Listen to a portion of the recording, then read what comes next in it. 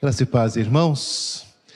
Uma alegria poder estar com os irmãos e poder participar deste momento de busca do Senhor em favor do trabalho missionário, para que nós possamos aprender sobre ele, sobre a obra que Deus tem preparado para nós e como podemos participar dela neste mundo. O reverendo me pediu que estivesse falando com vocês sobre missões no Antigo Testamento. Há muita coisa a se dizer, mas é uma programação que envolve aí outros missionários. Eu quero então trazer algumas pontuações que nos ajudam a perceber que esta não é uma iniciativa de última hora de Deus, alguma coisa que ele resolveu fazer depois que salvar Israel não deu certo. E que Deus tinha no seu coração e mostrou de muitas formas no Antigo Testamento que o seu propósito era chegar até este ponto onde a sua igreja, o seu povo pudesse alcançar as nações levando o seu evangelho. Para isso vamos abrir Isaías 56, dos versos 1 a 8. Ele servirá de referência para nós e nós vamos mencionar alguns outros textos do Antigo Testamento onde estes propósitos vão sendo declarados. Isaías 56, do verso 1 a 8.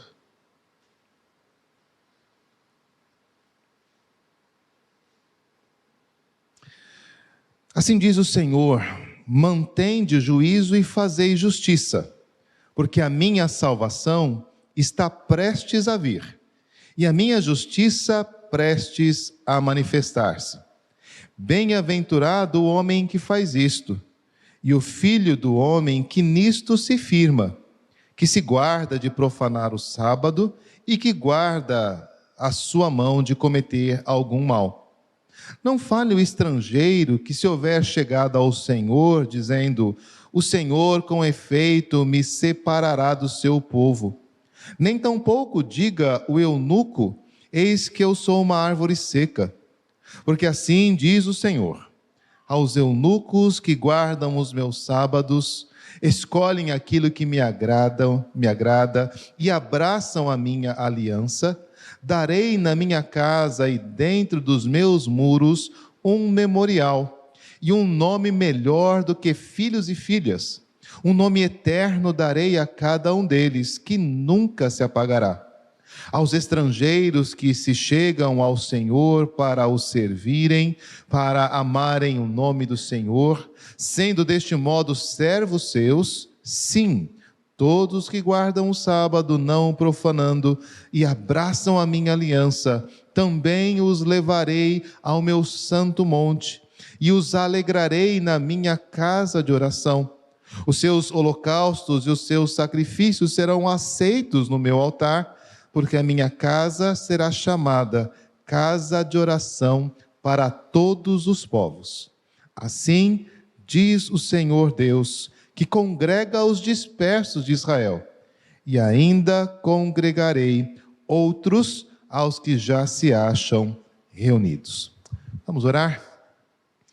Senhor, nos abençoa na meditação em Tua Palavra, e permite, ó Deus, que ela abra os nossos olhos e o nosso coração para ver aquilo que o Senhor tem feito e glorificar o Teu nome.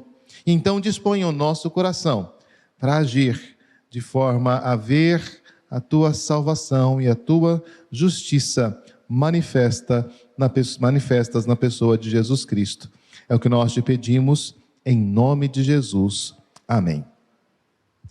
Isaías fala sobre um tempo onde a luta do povo do Senhor seria superada e vencida, onde a salvação viria. O primeiro contexto é aquele voltado ao retorno do exílio. Isaías é o primeiro profeta a anunciar que Deus levaria o seu povo de Israel e o colocaria longe na Babilônia para ali começar a sua obra de transformação. Transformação daquele povo que era idólatra, que era desobediente, que não ouvia os profetas, e certamente este foco, ele é bem percebido por nós, como o exílio foi necessário para purificar Israel.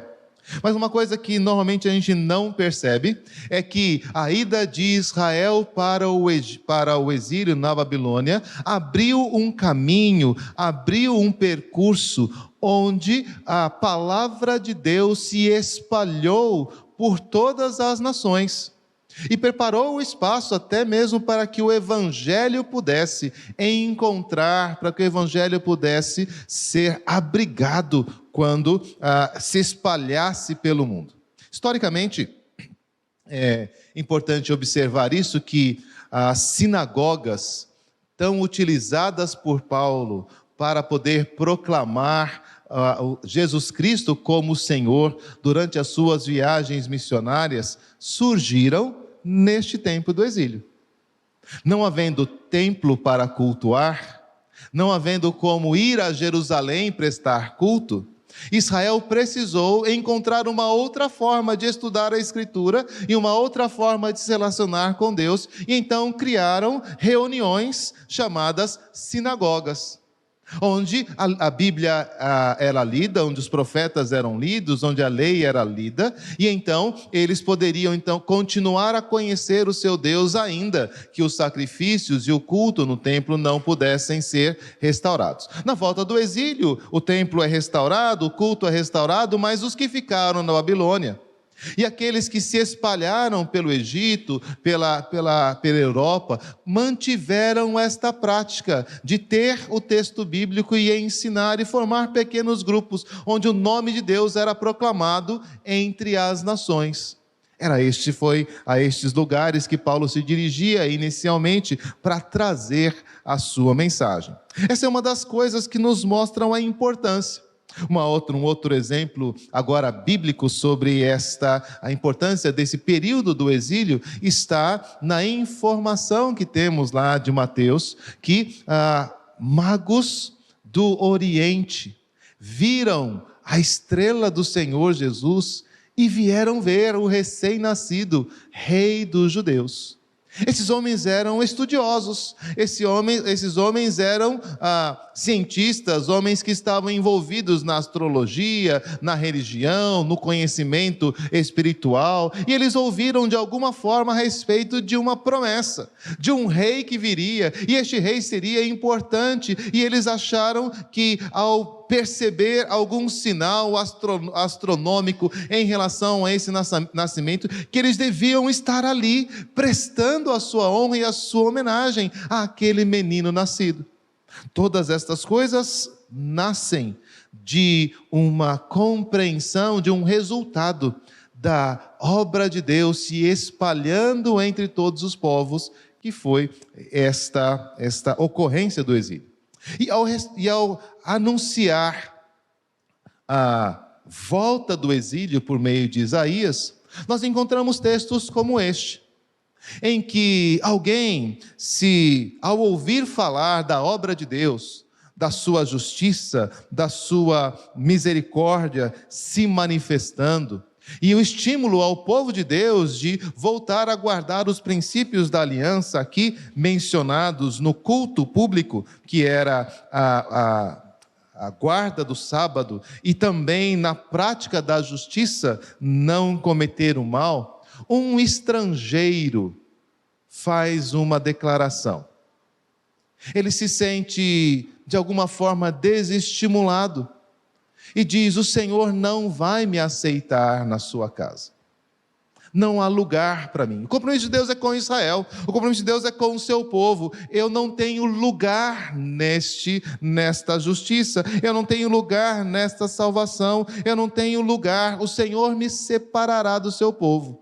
Da mesma forma, um eunuco, que pela lei não podia de fato participar do culto em Israel, se veria assim, privado de poder cultuar aquele Deus de quem ele ouvira, aquele Deus de quem ele soubera e que era tão maravilhoso, mas que não tinha lugar para os gentios, que não tinha lugar para aqueles que não faziam parte do povo de Israel. E a palavra de Deus, por meio do profeta, diz: não é assim. Tanto o eunuco quanto o estrangeiro que amar a minha aliança, que amar os meus sábados, que amar a minha lei, que quiser andar nos meus caminhos, eu vou receber. E eu vou ter um lugar para eles na minha casa, e eu vou ter um lugar para eles entre o meu povo, e eu vou dar um nome para eles, e eu vou dar descendência para eles, porque o meu propósito é fazer da minha casa uma casa de oração para todos os povos. E esta declaração, mencionada parcialmente apenas por Jesus, lá quando ele expulsa os vendilhões no templo, mostra que estamos conectados com algo precioso que o Evangelho veio fazer. Fazer com que a casa do Senhor alcançasse esse status de não apenas um lugar onde o judeu tem acesso, não apenas um lugar onde alguém que tenha a sua vida, a sua história, a sua genealogia aprovada possa fazer parte, mas qualquer pessoa que tendo ouvido falar do Redentor, que tendo ouvido falar do Rei, e que tem o desejo de andar nos seus caminhos, pode vir e pode ser aceito e pode ser reconhecido como parte do povo de Deus. Este não é um propósito novo. Você deve se lembrar, quando Deus chamou Abraão de Ur dos Caldeus, essa mesma Babilônia, de onde estão o povo de Deus, chamou para que ele pudesse ser abençoado, para que Deus pudesse formar dele uma grande nação, e para que nele fossem abençoadas todas as famílias da terra. Quando Deus começa a sua obra redentora, e naquele momento onde ele está dizendo, a minha salvação está prestes para vir, as nações, os povos, as famílias da terra não são esquecidas, não são deixadas de lado. Deus, ao chamar Abraão, estava pensando em nações, povos, línguas que estariam sendo abençoadas e que se abençoariam pelo nome de Abraão e pela sua graça e salvação. Em Deuteronômio, nós encontramos Deus falando com o seu povo a respeito daquele compromisso, daquele grande privilégio. Moisés fazendo uma reflexão sobre a ação de Deus a respeito da sua vida, diz: eu estou dando a vocês instrução, eu estou dando a vocês direção, eu estou dando a vocês, Israel, uma condição especial.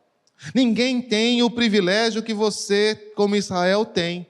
Eu dei a vocês, Deuteronômio 4, a partir do verso 5, eu dei a vocês estatutos e juízos, como me mandou o Senhor, meu Deus, para que vocês façam assim na terra que vocês vão possuir. Guarde-os, cumpra-os, isso será a vossa sabedoria e o vosso entendimento perante os olhos dos povos, que ouvindo estes estatutos dirão, certamente este grande povo é gente sábia e inteligente.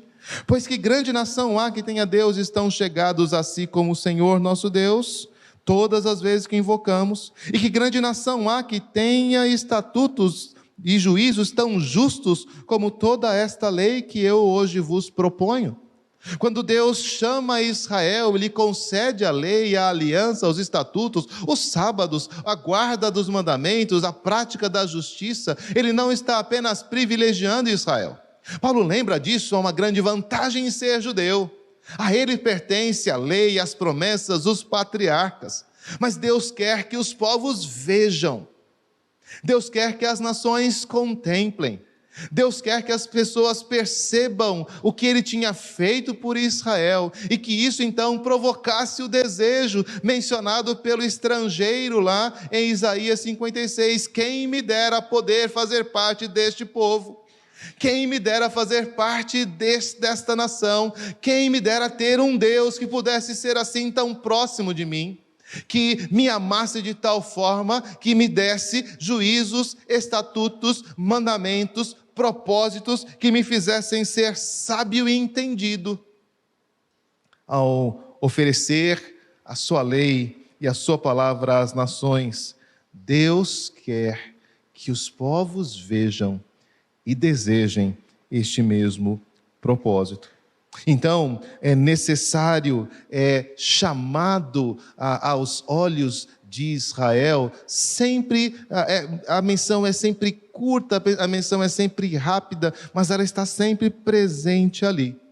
Quando Deus vai executar o seu juízo sobre o Egito, em Êxodo 2 vezes, lá no capítulo 7, verso 5, quando ele vai começar a fazer as suas pragas, e lá no capítulo 12, quando ele vai anunciar a última praga, nas 2 vezes ele menciona: e os egípcios saberão que eu sou o Senhor.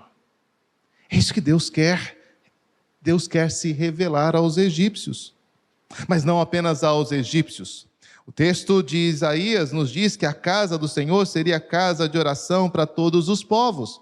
Davi entendeu esse propósito, Davi entendeu este grande desafio, não construiu um templo para que Israel pudesse ter uma casa confortável, para que houvesse ali em Israel um lugar onde os judeus tivessem exclusividade. Quando Davi prepara os mantimentos, prepara os equipamentos, prepara as riquezas para a construção do templo, ele diz assim, 1 Crônicas 22, 5, pois dizia Davi: Salomão, meu filho, ainda é moço e tenro, e a casa que se há de edificar para o Senhor deve ser sobremodo magnificente, para nome e glória em todas as terras. Providenciarei, pois, para ela o necessário, e assim preparou Davi em abundância antes da sua morte. Por que tanta riqueza no templo? Por que tanta beleza? Por que aquele projeto tão grande? Davi diz: esse projeto precisa ser para a glória e para a honra de Deus em Israel, para a glória e para a honra de Deus em todas as terras. O Senhor quer alcançar as nações. E ao apresentar esta condição, as nações são chamadas a reconhecer o único Senhor. Não apenas mais um Deus, não apenas mais um templo, mas o único Deus, o único templo, a única casa onde os povos poderão se aproximar e fazer as suas orações, o único monte santo para o qual vale a pena ir.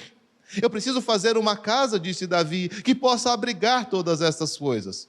Salomão, quando construiu o templo, ele chegou à conclusão de que a casa era pequena demais para a glória de Deus. Nem os céus dos céus podem conter. Uma nova casa, uma casa mais extraordinária, que a riqueza de Davi não poderia comprar, que a riqueza de Salomão não poderia construir, era necessário ser construída. Por isso Jesus diz: eu edificarei a minha igreja. Essa casa não é este templo construído por mãos humanas, mas aquele que o próprio Senhor constrói na pessoa de Jesus Cristo. Por quê? Porque tem que ser uma casa suficiente para mostrar a glória de Deus a todas as nações. Uma casa que possa ser um motivo de bênção para todos os povos. Quando a rainha de Sabá vai visitar Salomão, ela vê toda a bênção, toda a glória, toda a graça que Deus ofereceu para Salomão, e esta situação e esta condição de admirar quão abençoado era o reino de Israel é declarado por ela. Em 1 Reis, no capítulo 10, essa história é registrada. No verso 1 diz assim: tendo a rainha de Sabá ouvido a fama de Salomão, com respeito ao nome do Senhor, veio prová-lo com perguntas.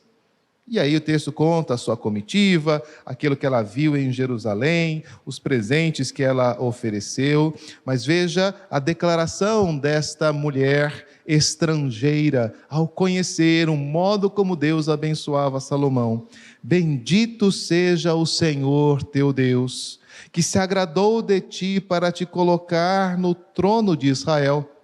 É porque o Senhor ama Israel para sempre, te constituiu rei para executares juízo e justiça. Diante dos povos, ficava claro que Deus era alguém que estava fazendo algo extraordinário em Israel. A rainha dizia: que Deus maravilhoso é este que você tem. O capítulo 10 conta para a gente ainda sobre outras condições, né, que Salomão conquistou diante dos povos por causa daquilo que Deus havia lhe dado. A partir do verso 2, 22, desse mesmo capítulo 10, ele diz: porque o rei tinha no mar uma frota de Tarse com as naus de Irão. De 3 em 3 anos voltava a frota de Tarse, trazendo ouro, prata, marfim, bugios e pavões.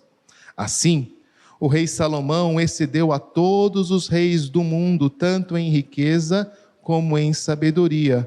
Todo o mundo procurava ir ter com ele, para ouvir a sabedoria que Deus lhe pusera no coração. Cada um trazia o seu presente: objetos de prata, de ouro, roupas, armaduras, especiarias, cavalos e mulas, assim, ano após ano. Deus não deixou de anunciar sua glória no Antigo Testamento.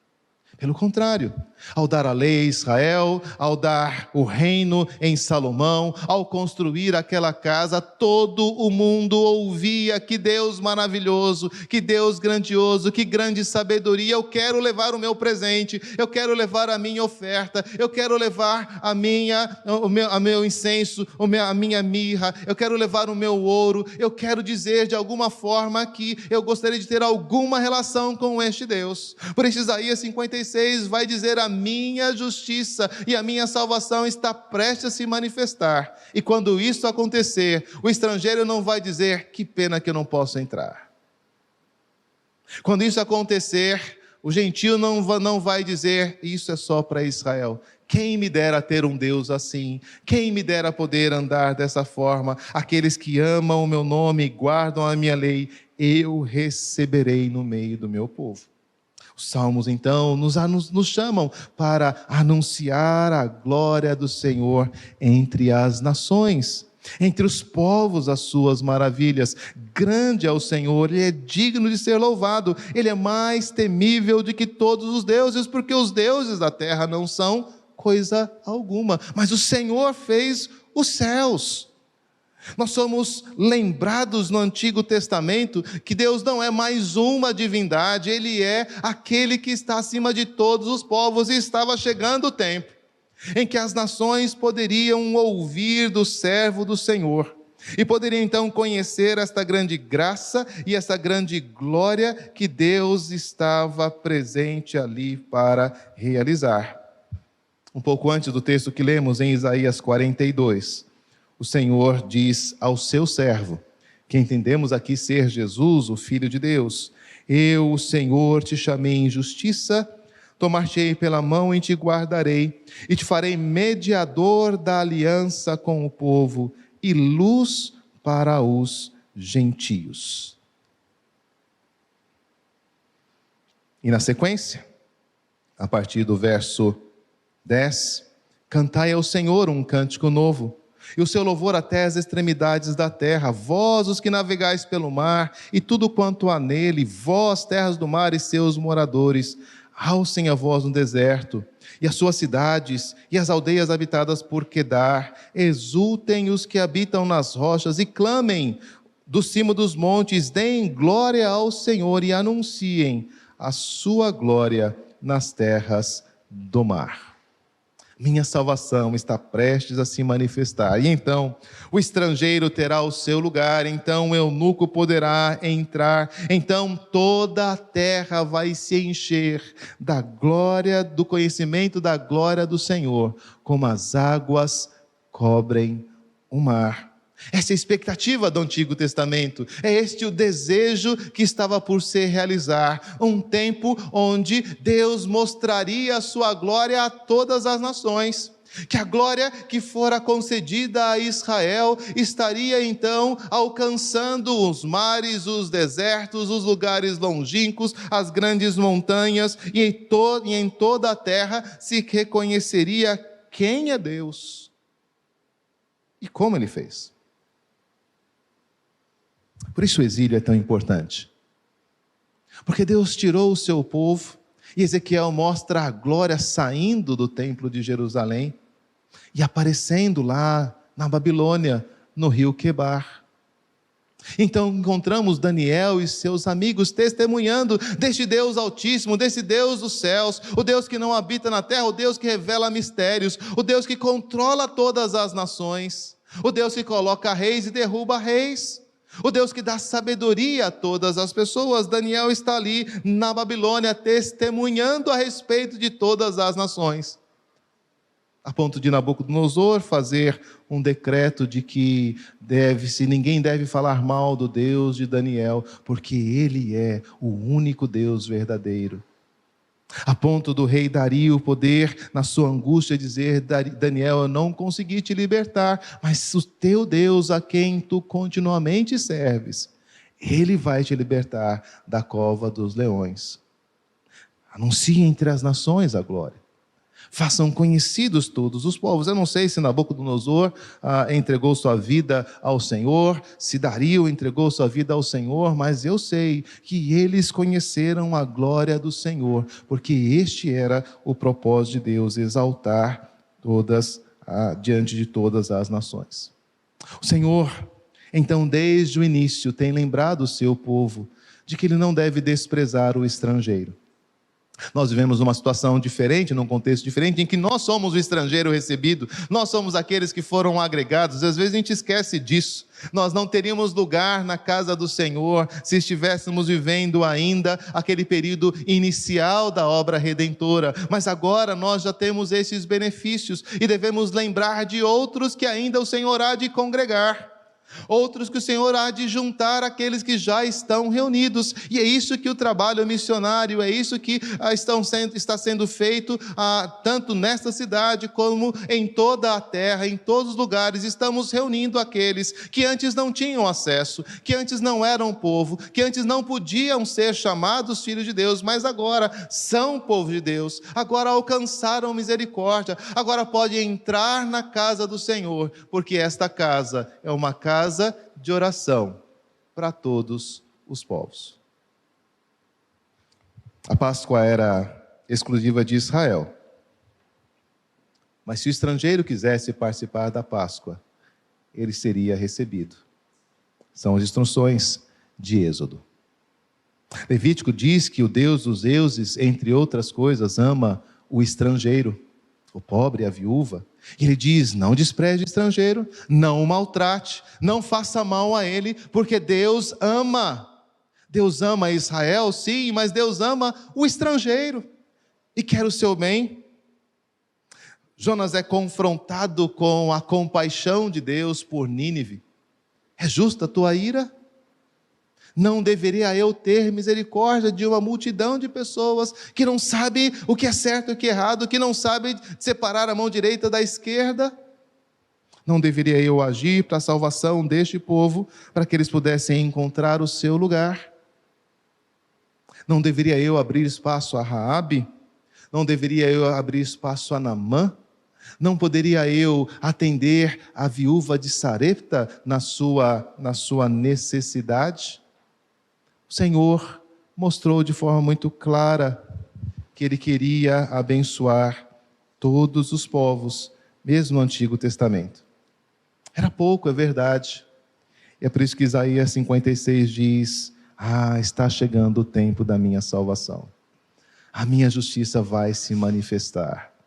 E quando ela se manifestar, a minha casa será a casa de oração para todos os povos. Que essa igreja seja parte deste grande projeto, que estava prometido nos dias de Isaías, nos dias do Antigo Testamento, mas que agora é uma realidade. E que está se tornando cada vez mais plena, cada vez mais abrangente, à medida em que nós cumprimos a nossa parte, onde nós cumprimos as nossas obrigações neste processo de anunciar entre as nações a glória do Senhor e reunir aqueles que ainda o Senhor há de juntar ao seu povo. Que Deus nos abençoe e nos dê graça de servi-lo.